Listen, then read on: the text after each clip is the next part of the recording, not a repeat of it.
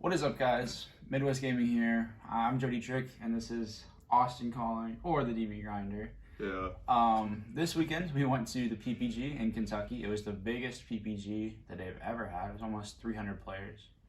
9 rounds of Swiss. We both played prank kids. There's a little bit of like small differences between our decks, but a lot of people have been asking both of us for profiles, and we're just gonna do it together. Thought it'd be easier. Do you have any thoughts before we get into the profile? No, but I got second after Swiss. Yeah. He got first after Swiss. He went undefeated in Swiss. You know, I lost to the basic shifter. You know, it'd be like that. Yeah, bird deck's crazy. And then he ended up getting top 4, Yeah. and I ended up winning the tournament. And one of our other teammates that also went, also top 4 of the event. So Midwest Gaming, we only had 3 people enter, and we're all in top 4. We're cracked. Simple as that. God, yes. So yeah, let's start off with the main deck. For the hand traps, we played a lot. So we have 3 Nib, 3 Veiler, 3 Imperm, 3 Ash, 3 Ogre, and a Bell. I think you didn't play Bell in your deck, did you? I You did. played one? Okay. Yeah, so I think we all played the same hand traps. You played Gamma in the main. Yeah. Okay, yeah, instead of Droplet. These are all pretty good for me. I liked, all of these decently well. I cited more Bells. Veiler was like pretty average, but like these alone are pretty bad. But like all of these are like really good. And these paired with any of these is like really high impact. So I think these hand traps are broken. I think Imperm and Veiler are like insane. And I think Nib's also insane. Nib is crazy. Everyone keeps saying Ogre's like the best hand trap of the format. I think it's like mediocre. It's pretty decent, to be honest. It's not like crazy. And then you just have to play one Bell.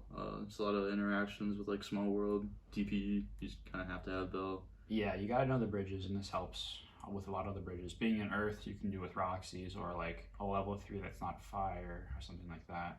Since the Fire prank kit is also level 3, they kind of conflict sometimes.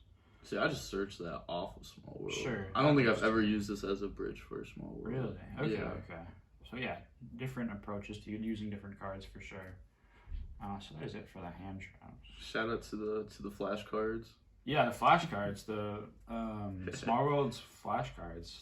The flashcards, the spreadsheet. The spreadsheet's insane. So the prank kit monsters, we have 3 fire, 3 water, 2 green one, and 2 Roxy's. We both have the same ratio. I know you're not playing supers right now. I mean, but yeah, so these are the ratios. These are the not as good ones to start with, because this one makes it so like if you get imperms, you have to like do it weird, like it descends. You don't really want to sequence in this way if you start with this one.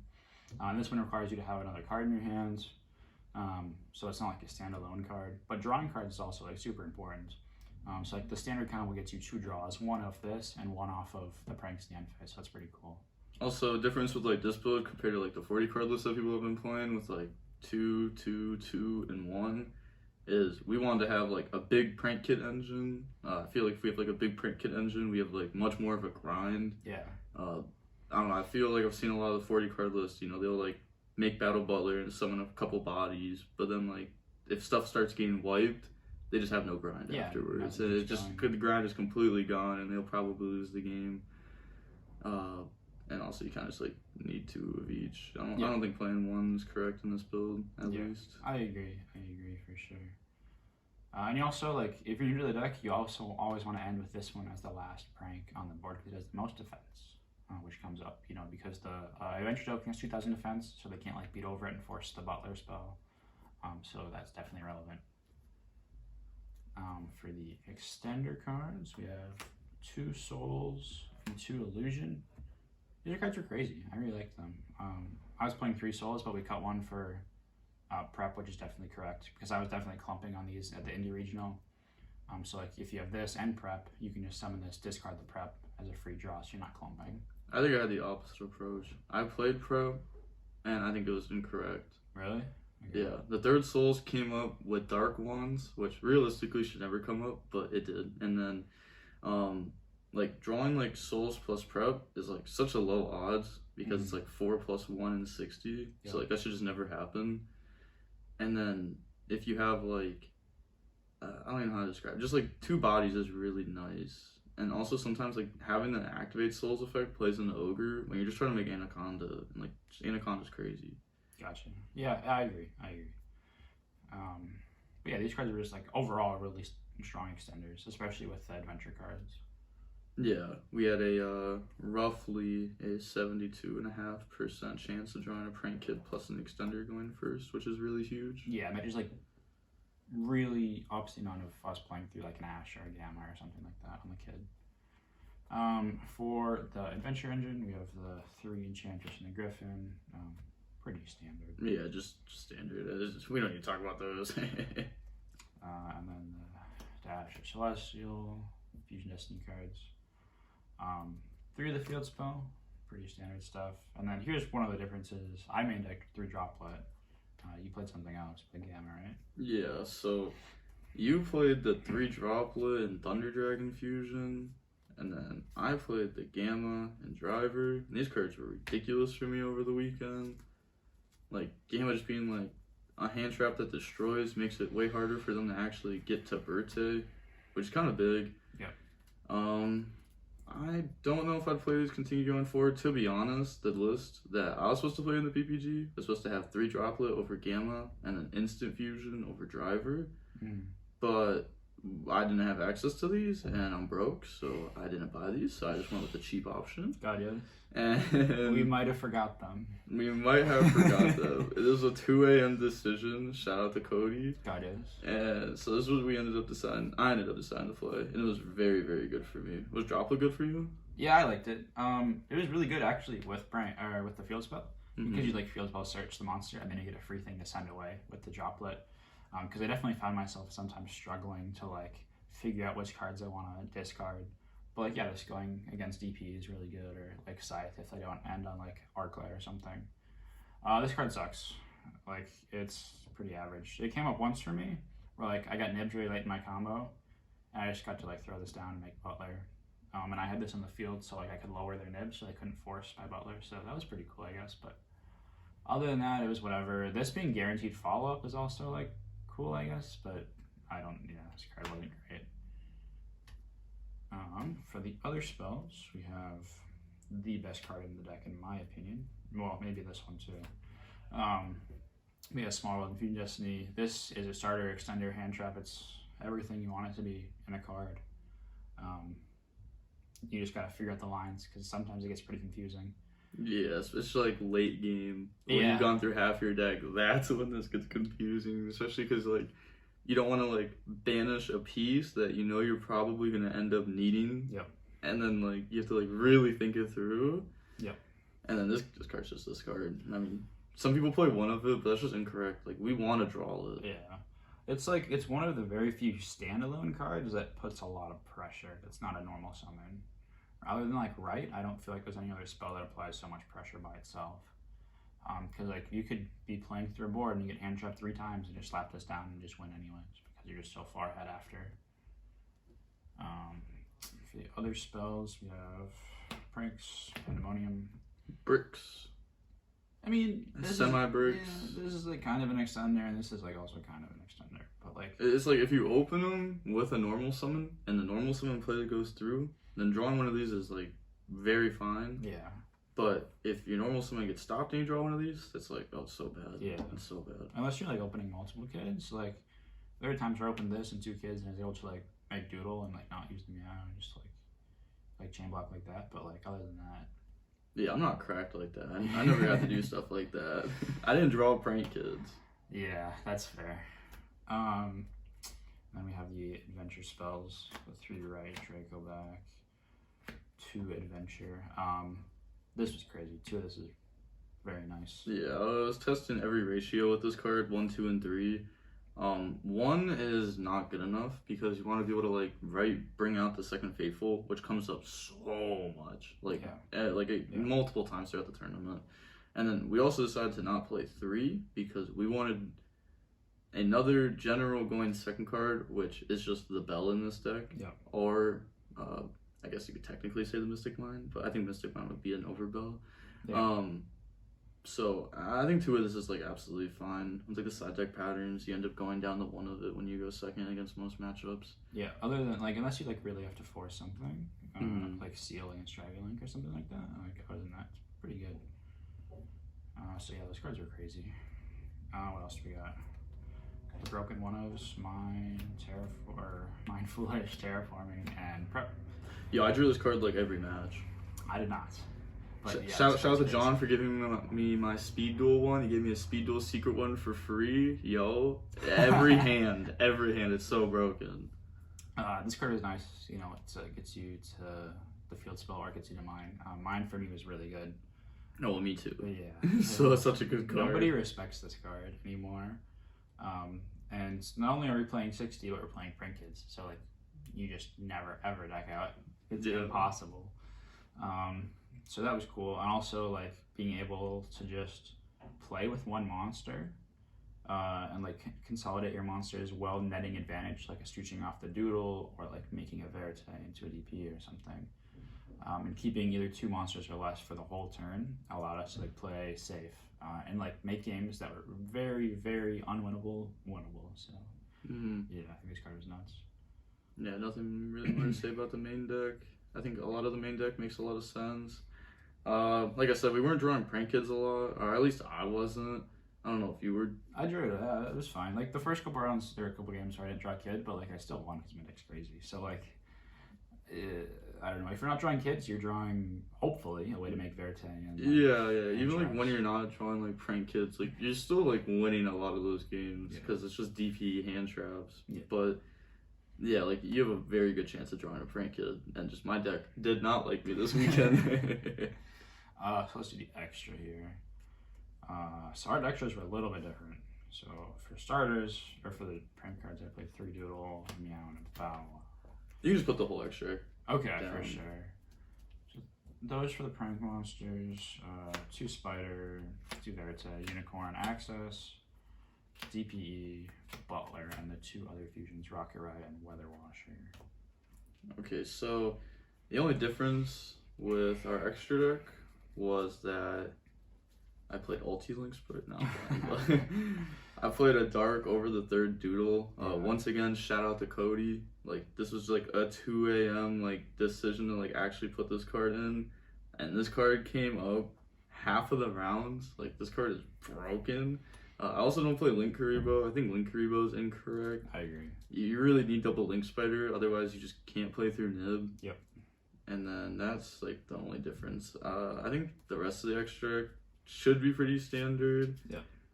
I don't like like Weather Washer needs to be in there. Yeah, I wasn't convinced on this card, and then I saw Austin do some like crazy plays with it, and I was like, oh yeah, this card's nuts.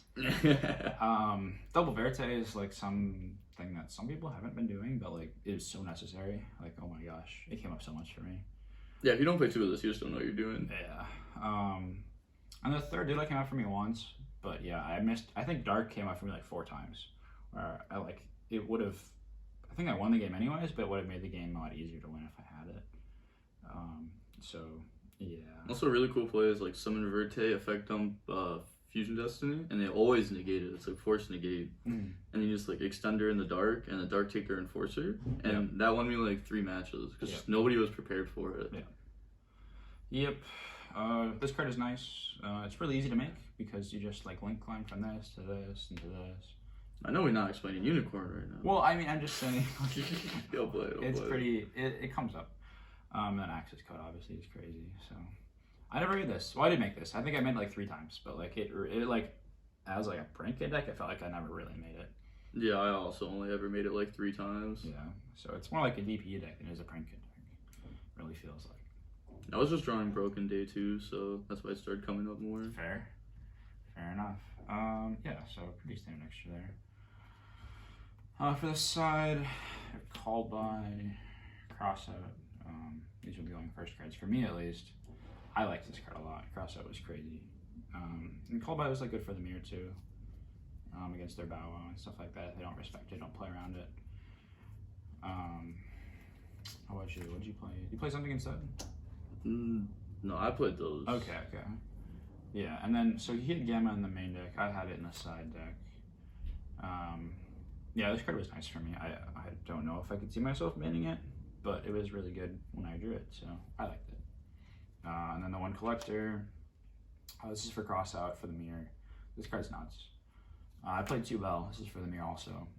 I feel like it should be something for Flunder if we want to like respect that deck more, because the only thing I had for Flunder really was the 3 droll. So I don't know. I'd probably play like Lancey or something, is what we talked about. Yeah, I'm respecting Flunder. Yeah. 100%. I have to at this point. Yeah, that's crazy. And then my side deck was a little bit different, obviously with like Gamba in the main. And also I don't like Bell in the side. I think Bell's dog right now. I think it's horrible. I think it's just good as a 1-up for the small world thing. So 2 token collector. So also my side deck patterns with this deck don't make sense because I didn't have the droplet. So like usually you would side out like the driver spot in the main deck before, but since it's driver, you can't actually side that out going second now. So the side deck patterns were really whack. So I was kind of just like guessing my side deck patterns, but they weren't really like that hard. And then 3 draw, card's crazy. 3 moonlit, this should not be in there. I don't think this was bad. I think it'll probably end up being like a 1-up. I'm pretty sure that's how the side patterns will end up working out. But I don't think you actually need 3 of it. It only comes up versus like the bad decks, and then the bad decks are just bad decks. Called by 2 talents and 3 crossouts, so we decided to play more going first cards. I feel like if you see any of these, you probably have 1. All these are extremely good, especially because, like I said, the deck has a very high chance of drawing like Prank Kid Extenders. So if you draw like Prank Kid Extender Talons or Prank Kid Extender Called by or Crossout, you've easily won that game, especially if it's Talons. You just look at the hand and then you just DP hand trap, and you know what they have, you know what to stop. And then that was it for the side deck. Felt like the side deck was really strong besides Moonlit. I think I only sided in the Moonlit a couple times, but it's just against the weird decks. Like I played versus DDD, but he didn't use a DDD card the whole match, so like that happened. Fair enough. Yeah, this was good against DDD for me. Hitting the fusion spell, the continuous spell, and the dark slime or whatever it's called. But yeah, other than that, you know, my side was like felt pretty solid. I liked all the cards in my side. I don't think I would change anything except for the bells. So yeah, draw's crazy. I think Lancia is just a card that needs to be in here, even though I think Lancia is bad versus every other deck besides Flunderies. I think I just need more for that deck, because that deck won't stop sacking me every single tournament that I play in, so I need to do something about this. Yeah, there's not like a one good card that really stops it, because like if you play like Reboot's good against a trap, but like they still have like Empen or something like that, or they still have Map to like Tribute to Nordstern. Yeah. Also, Joel and Lockbird just never actually works against them because they always have Shifter. Yep, exactly. So yeah, he won the tournament. I lost in top 4 to the player that he beat, obviously. And then we played in the 3v3 the following day, and we got second. We both lost in time, which was crazy in the finals. I had mined my opponent, and they didn't have an out, but I didn't draw a monster in 6 draws. So that was insane. I couldn't play. I was down in life, and I was just like, oh, cool. So that was unfortunate, and then your opponent drew the Flunder quick play spell that gains 500 life, so... Well, he shifted, I drew no hand traps, and then they had, once again, Map Eagle standard every game. That's the FTK. And then just grab Empen, grab spell, and then just gain 5. Yeah. Which is like, fair enough. I mean, I didn't have a hand trap, so I would have lost that game anyways. Right. But, I mean, it's kind of cool. Honestly, I knew I was going to lose. If even no time, I was losing that game for sure. It was honestly up to Joe, and then, time, so... Yeah, I was winning that game if there's no time because he didn't have the main deck out. But yeah, I just kept drawing field spells or bricks or just not monsters. So also in the 3v3, there was 5 rounds. The first 2 rounds we got buys because I'm the GOAT and made it to the finals. Yeah. And then the 3rd round, I was still in the finals because I had a 2-hour-long finals. And Joe and Cody actually both beat their opponents, so we won that without me showing up. Thank you. That was insane, right? Because I was player A and Cody was player C. So not only did we not have a third player, we couldn't talk to each other. So it was like, but we still 2-0'd our opponents, both of us. It was just absurd. Yeah, I don't know. We got there. It was crazy. I thought that was really funny. Like, the second the finals was over, I was gonna rush over, and then literally Cody was standing right behind me, and I'm like, oh, cool. Like, that was really quick. Yeah. So yeah, shout out to everybody that we met at the event. Everybody was pretty cool for the most part. So it was nice meeting all of you. And we'll be at the YCS in 5 days. Oh my gosh. Easy. Brutal schedule. And then I'll see people in the LA Regional, and then also at the YCS in Guadalajara at the end of the month. So a lot of traveling. I might also be at the LA Regional. Ooh, maybe. And also a huge shout out to Midwest Gaming, MWG. You know how we are. 100% top rate. 100% top rate at the tournament. 3 people into the tournament. 3 people were in top 4. Actually insane. Yeah. So yeah. Sub to DB Grinder on YouTube. Sub to us on YouTube. So we hit 1,000. We'll do a giveaway or something cool. We'll give away the Ray token, maybe. Well, no, whoa. A signed Ray token. But yeah, thank you everybody so much for watching, and peace.